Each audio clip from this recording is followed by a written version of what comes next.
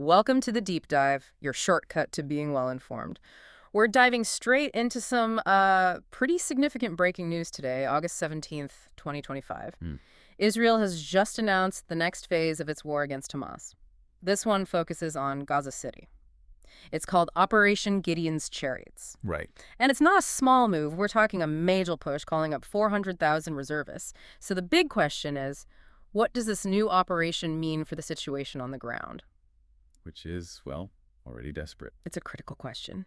This move is happening, under intense international pressure, warnings about famine, widespread suffering. They're getting louder every day. Yeah. But Israel seems really firm on its goals, defeating Hamas decisively and getting those remaining hostages back. And some sources are suggesting something truly chilling.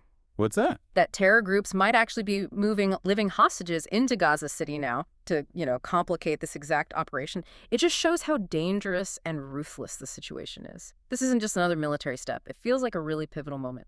It really does. So when you think about it, 90% of the people displaced, most homes just rubble.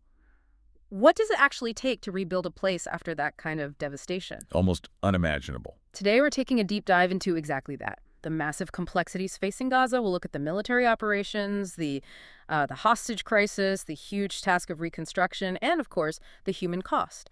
We'll try to give you a clear-eyed look at the plans, the costs, and, well, the realities. Let's get into it. Okay, so let's unpack this immediate news first. IDF Chief of Staff LTG Eyal Zamir announced Operation Gideon's Chariots is hitting Gaza City. And this comes right after the Israeli Security Cabinet approved Netanyahu's recommendation for Israel to potentially occupy Gaza indefinitely. What are the core objectives here? Why this specific heavy focus now? Well, Israel's stated objectives are pretty clear. 1, the decisive defeat of Hamas. 2, prioritizing the return of the hostages. They're saying this isn't just reactive, it's part of a long-term and planned strategy. A broader strategy. Yes, with a multi-front vision. They talk about striking the axis, including Iran. It seems like a major effort to assert military strength, to reshape the security situation. They point to what they call unprecedented accomplishments over the last couple of years in securing Israeli communities. Okay. So for Israel, showing resolve, getting that decisive victory against Hamas, it's absolutely critical for their national security, as they see it. And that point you raised earlier about potentially moving hostages into Gaza City, that's horrifying. The idea is to increase pressure on Israel, tie the hostages' fate directly to Netanyahu's operational decisions. It makes an already dangerous mission even riskier for them. Exactly. Yeah. It starkly highlights the ruthless use of human shields. Right. Deliberately putting innocent lives in more danger just to manipulate Israel's actions. It shows a complete disregard for life. Right. But, while Israel is moving forward with this military plan, they're also apparently waiting for Hamas's response on hostage deal proposals. So negotiations are still happening in the background. Seems so. Both comprehensive and partial deals are reportedly on the table.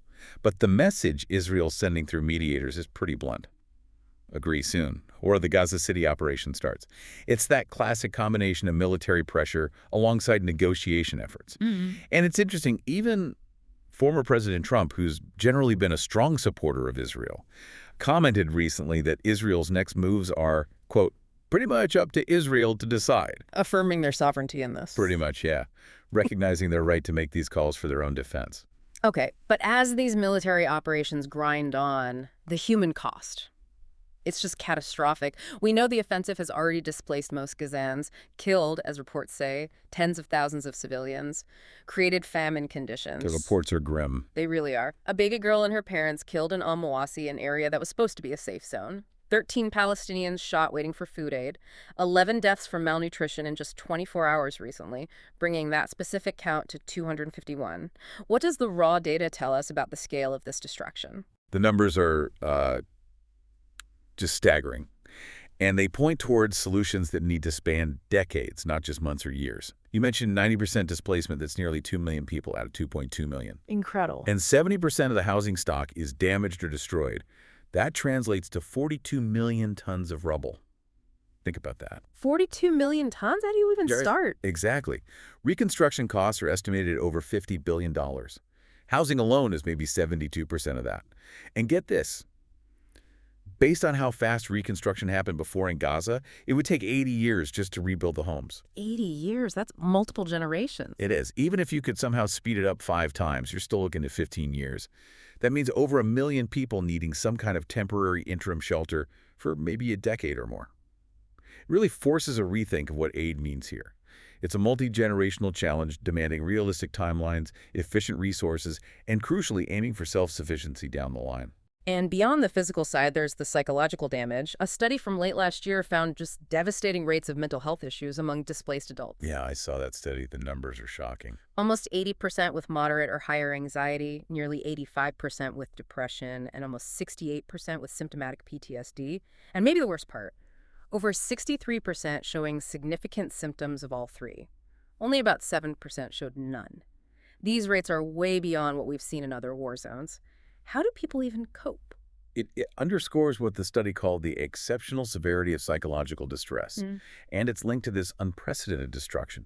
People are literally trapped in an active war zone. Constantly moving, constantly under threat. Right. Repeated displacements, continuous bombardment, seeing their communities destroyed, and add economic despair on top, like that 73.7% unemployment rate among those surveyed.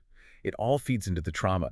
The study even floated the idea that PTSD symptoms might, in a grim way, become adaptive mechanisms for survival in such a prolonged conflict. It's just trying to get through the day. Basically. Which is why finding a decisive end to the conflict isn't just about security. It's about creating the basic stability needed for people to start healing, to rebuild their lives, to regain some sense of well-being, and ultimately self-reliance. So with all that, the destruction, the trauma, where do you even start talking about rebuilding? What kind of concrete approaches are actually being proposed for Gaza's future? Well, there's an interesting RAND report that tackles this. It strongly warns against just defaulting to temporary tent camps, like we've seen so often elsewhere. Why not? Seems like the quickest option. Quick, maybe, but not sustainable.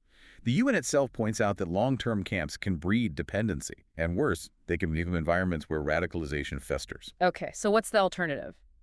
The report pushes for a multifaceted approach, grounded in actual urban planning principles that focus on long-term stability and giving people agency. One key idea is incremental urbanism. Incremental urbanism, what's that? It means building small starter cores, basic housing units, and then enabling residents to expand their homes and, their communities over time. It fosters self-reliance. It's decentralized, potentially more efficient, and definitely more resilient than these massive top-down projects. It's about empowering communities to rebuild themselves. That does sound more practical, maybe more dignified too. How does this incremental approach actually stack up against the old ways, like the camp model? The RAND study modeled 2 scenarios. One is the default scenario, basically, relying on camps, leading to urban sprawl, poor infrastructure, the picture? Yeah. The other is the future-oriented scenario. This one focuses on strategically rebuilding existing towns and villages, using that incremental approach to build density. And the numbers are pretty compelling. How so? The future-oriented way uses 25% less land, 18 square kilometers versus 24. And it houses 25% more people in actual urban centers, 540,000 compared to 420,000 in the default model. Wow, so more efficient use of land, denser communities. Exactly. And crucially, it supports rebuilding actual community life, economic activity. It's designed to move away from those cycles of dependency that have really plagued Gaza for so long. It's about enabling people to take charge of rebuilding their own lives. Okay, this sounds promising, but it's obviously a huge undertaking. It needs more than just good plans, right? Yeah. What absolutely has to be in place for any of this rebuilding to actually happen? Absolutely. The report is crystal clear on this. It will take time to restore safety and security, which is a prerequisite for long-term rebuilding. That's number one. Security first. Makes sense. Without a stable, secure environment, you just won't get the long-term investment needed. It's nearly impossible. Then you have other big hurdles. Finding the money, obviously. The billions we talked about. Right. And overcoming restrictions on importing construction materials, the whole dual-use issue where things like cement or metal could potentially be used for military purposes. That needs a workable solution. Very. And finally, establishing governance structures that actually involve Gazans in the planning. Giving the local population ownership is vital for success. Ultimately, the report concludes, it needs a disciplined, long-term approach, one that really prioritizes security but also self-sufficiency. That's seen as the most responsible way forward. So today, we've really dug into the deep complexities here. The military situation, the absolutely devastating humanitarian crisis, and these, well, innovative but incredibly challenging ideas for rebuilding. It's clear the path ahead needs decisive action, but also a very long-term view. Indeed.